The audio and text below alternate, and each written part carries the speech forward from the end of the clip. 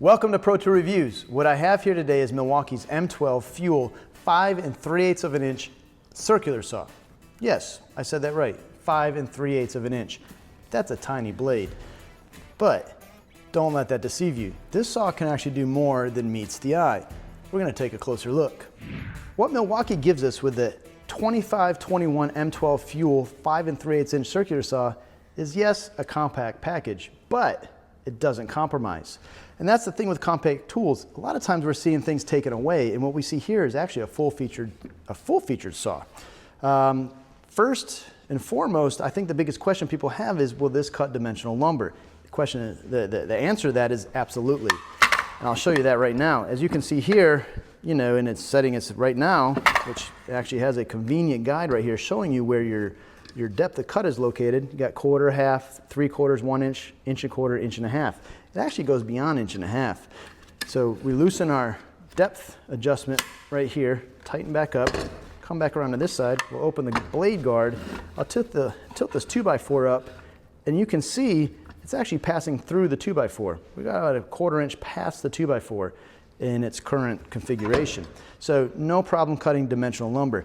It should be noted as well, with the included XC 5.0 battery, you're getting 190 cuts through 2x4s. I didn't verify that. I'm gonna trust them on that one.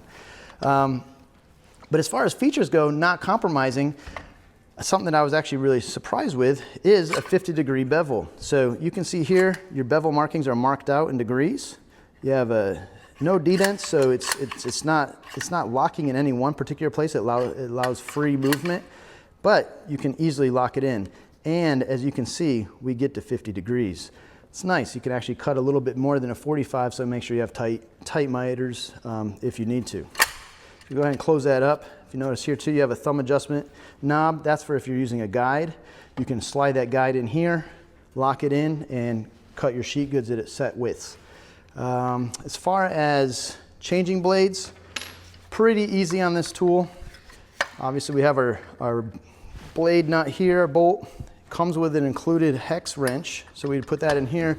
We have a blade lock button here, which we can rotate the blade till we get to a spot, and you'll feel that lock in place, and then that'll allow you to loosen that nut.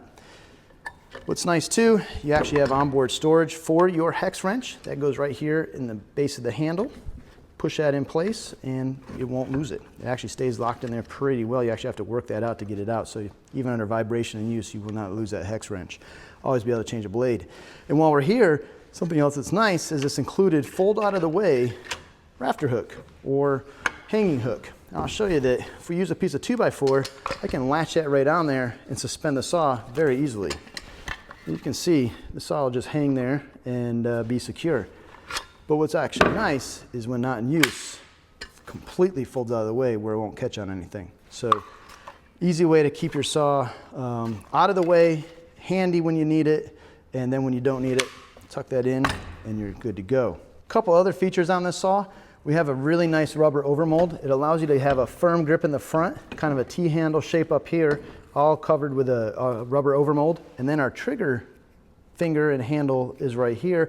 And we have a safety. So you just depress this with your thumb, the safety, which then will allow you to activate that trigger. And the trigger is on off. There's no variable speed, obviously, as a circular saw, but let's go ahead and put a battery for one other feature that happens here.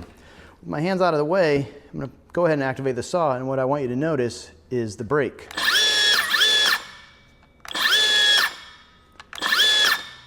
Not quite instant, but it's very quick.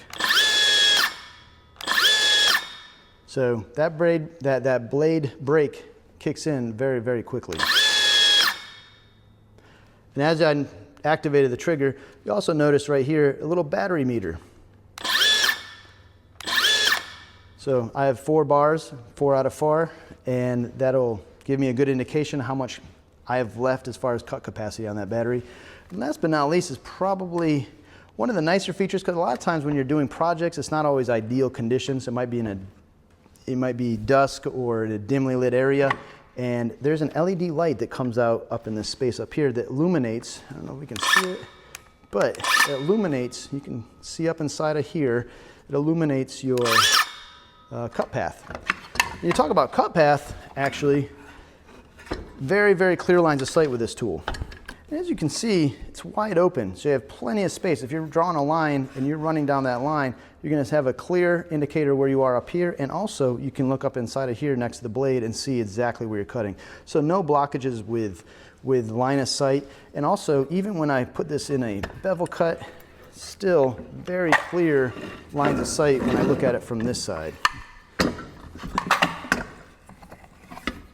As you can see right here, your line of cut is going to be very clear to see what's going on up in front of the blade. So you'll be able to follow that line without issue. So good lines of cut. There is a blower function as well. So as you're cutting through material, it's going to help blow that excess sawdust out of the path so that you can actually get, again, a nice clear line of sight combined with that LED light. So now that we've kind of dug into some of the features of this saw, I'm kind of excited to go out and give it a try, cutting some wood to see what it really feels like. So in our first test, what we're going to do is cut some 3/8 of an inch plywood. I know it's not thick, but it's going to give me an idea of sight lines, chip evacuation, and just give me an idea of overall power. So let's give it a shot.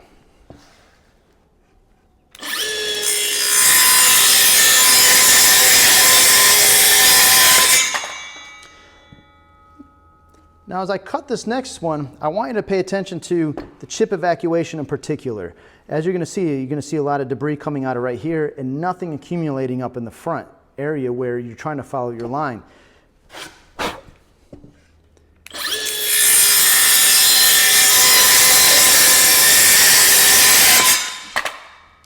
No issues at all going through this material.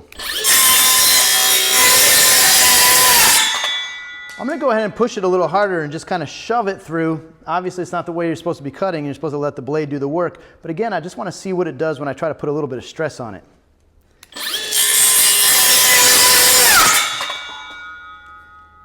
It cut it without much incident.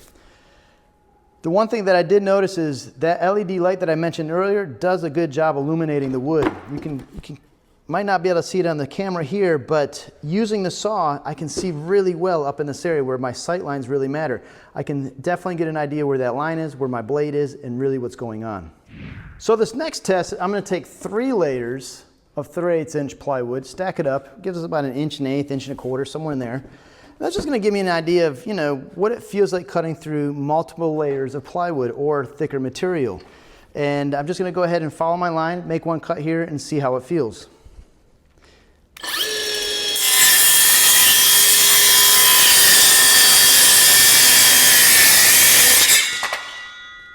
If you're listening closely, you can hear the saw working. It's really working a little bit harder than the last cut, but that's not a bad thing. It still got through it. Nice straight cut, no issues there. Got one last test I want to do, and that's just cutting a couple 2x4s to get a feel for that. In our last test, we're going to cut this 2x4, just take a couple slices. I know that we're supposed to get 190 cuts out of one battery, but I'm not here to test that today. It's more just to see what's it feel like, what's it do, how's it act. Let's go.